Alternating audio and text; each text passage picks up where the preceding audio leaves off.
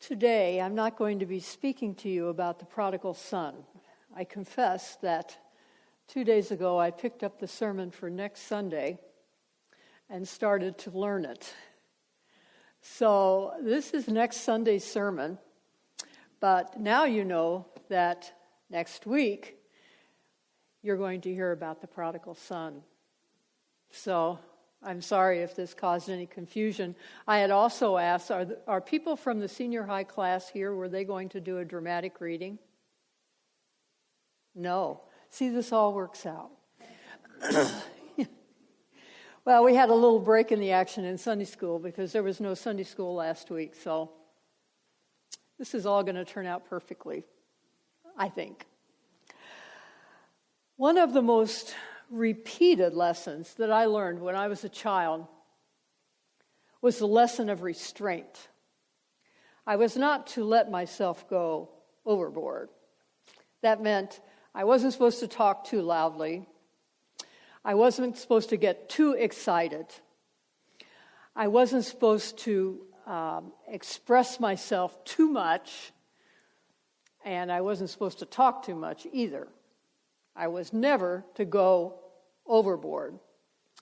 Well, one day I was visiting some of my cousins, and one of my uncles walked in, and he decided he was going to play a tickling game with all of us. Well, I am extremely ticklish, as it turns out, and so when he was tickling me, I was screaming for delight, and we were all running around the room, and there was a whole lot of noise and roughhousing and all the rest, and my mother walked in, and she looked at me, and she said, "Karen, you're going overboard." So I toned it down. Well, when you listen to the story that I'm going to read to you today in John, you'll probably think that the person, the main character of this story, is going overboard. And I mean way overboard, way beyond social customs and good behavior, perhaps. So be listening to see what it is that she did that many people might have felt was going overboard. Our story is from John, chapter 12, beginning with verse 1. 6 days before the Passover, Jesus came to Bethany, the home of Lazarus, whom he had raised from the dead. There they gave a dinner for him. Martha served, and Lazarus was one of those at the table with him. Mary took a pound of costly perfume made of pure nard, anointed Jesus' feet, and wiped them with her hair. The house was filled with the fragrance of the perfume. But Judas Iscariot, one of the disciples, the one who was about to betray Jesus, said, "Why was this perfume not sold for 300 denarii and the money given to the poor?" He said this not because he cared about the poor, but because he was a thief. He kept the common purse and used to steal what he could from it. Jesus said, "Leave her alone. She bought it so that she might keep it for the day of my burial. You will always have the poor with you, but you do not always have me."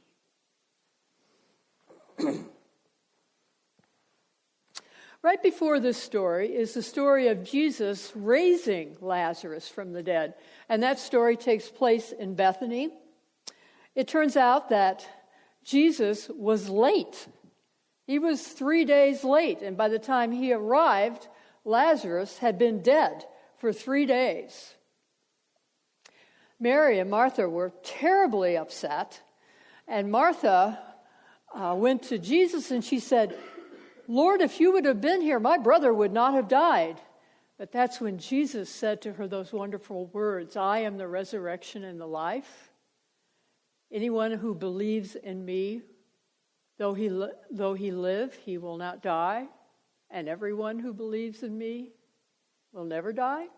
Then he asked Martha, "Do you believe this?" And Martha said, "Yes, I believe that you are Messiah, the Son of God, the one who is coming into the world." But Martha had quite a problem when Jesus went up to the tomb. When she noticed that Jesus was going to actually do something about that tomb, she cried out, "Do not roll that stone away. He's been in there 3 days. There will be a stench." But Jesus still had the stone rolled away, and he cried out in a loud voice to Lazarus, "Lazarus, come forth." And Lazarus walked right out. Well, we are still at the home of Mary and Martha and Lazarus. It's probably even the same day. And now it's about time for us to sit down and have a meal. It's hard to imagine that family having a meal after an event like this, but the one who said Jesus was Messiah, she's cooking dinner. The one who was raised from the dead, well, let's just say he's up and about and he's very much alive. He's sitting at the table ready to receive the meal. And what about Mary, the one who always sat at Jesus' feet, and the one who wanted to be taught by him? Well, Mary has a very big surprise. Mary took out a pound of costly perfume, and she poured it on Jesus' feet, not head, feet. Then she knelt down, and she took her hair, and she used her hair to wipe up Jesus' feet. Now, meanwhile, outside of this wonderful little gathering for our meal, the world is rolling on. The rest of the world, including the religious leaders, have found out that Lazarus indeed has been raised from the dead. He's alive and well and sitting at a dinner table. And so they consorted among themselves and decided he must be killed. On top of that, they decided they were going to kill Jesus as well, because he was upsetting the people too much. And so the religious leaders were consorting with the Roman government, trying to get this organized. But we are sitting quietly at a table, and there is Mary and Jesus and all that perfume that is filling up the room with its very intense, sweet perfume smell. And we're asking ourselves, what is going on here? Now, some of us think it was a horrifying thing to do. After all, she wasted a whole pound of perfume, and a woman kneeling beside a man with her hair down and wiping his feet. Well, she unbound her hair, first of all. People didn't do that in those days, and only prostitutes unbound their hair. And she was also touching him. She was touching his feet. And this was not something that, well, contributed to a quiet dinner, let's say. And some of us who are watching this, and maybe you too, who are hearing about it, are thinking, what is that? Of course, you may be already still in shock by the fact that Lazarus has just been raised from the dead a few hours before, but this was an overwhelming event. All of that perfume was filling the room. It was getting into all the cracks everywhere, and its smell was overtaking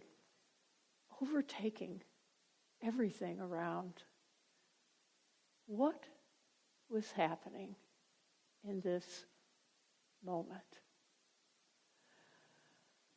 Well, Judas thought that it was just a great big waste, pouring all that perfume out.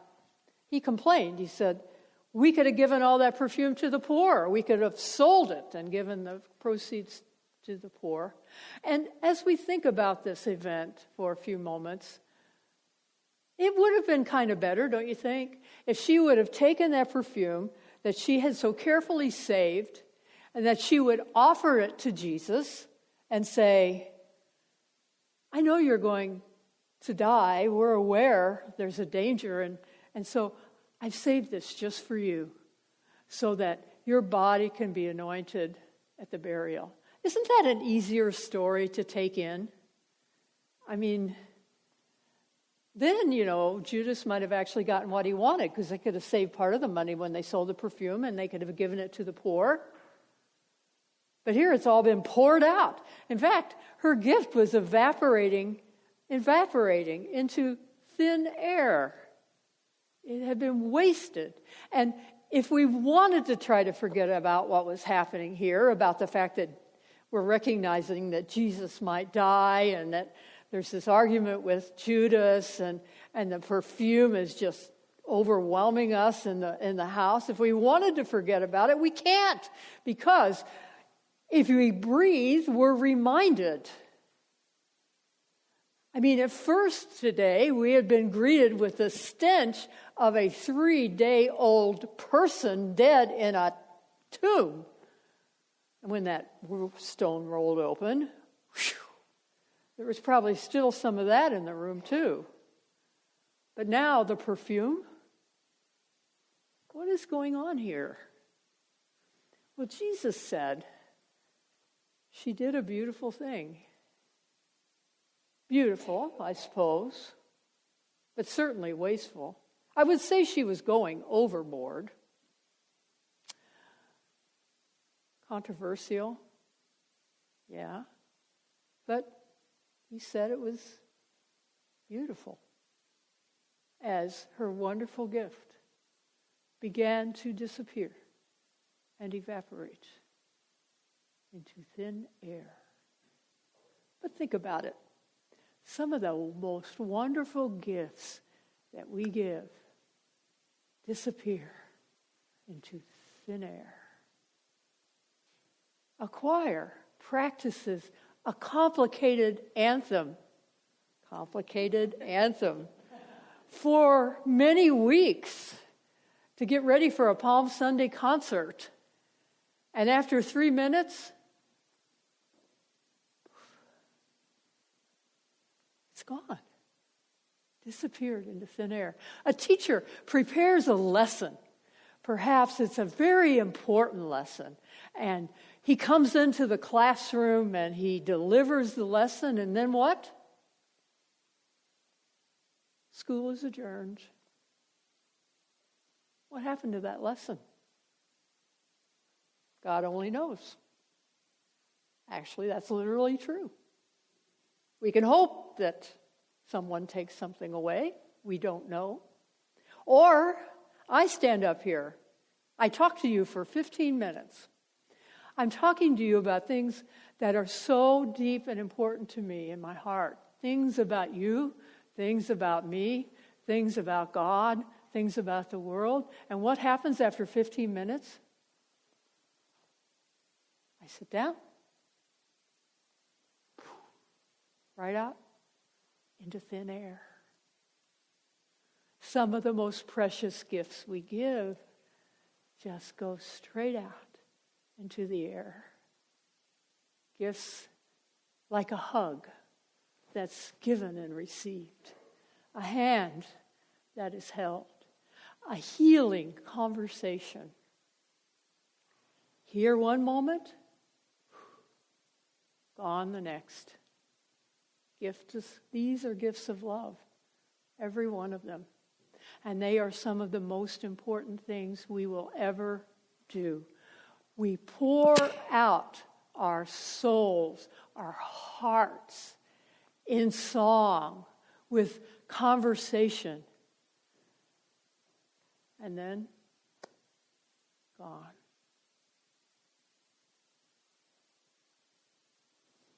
The things we give in love are the only things that last.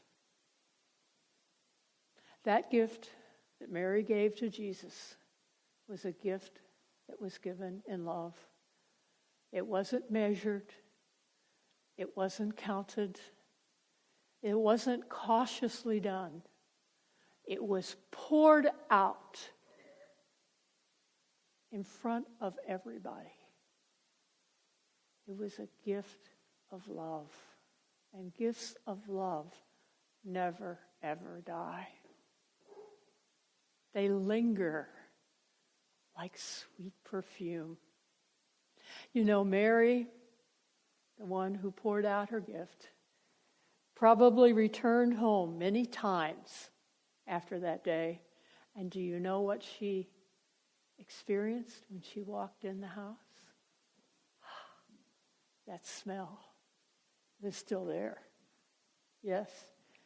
When Mary found out that Jesus had died on a cross and she was sitting in that house and she was grieving, what else was with her?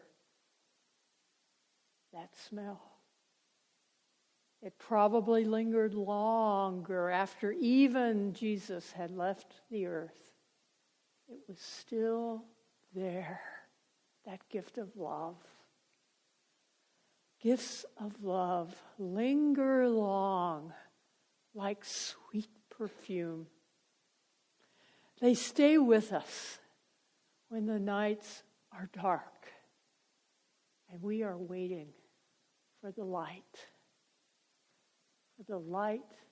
of Easter morning, when Jesus will come and fill the world with the scent of new life.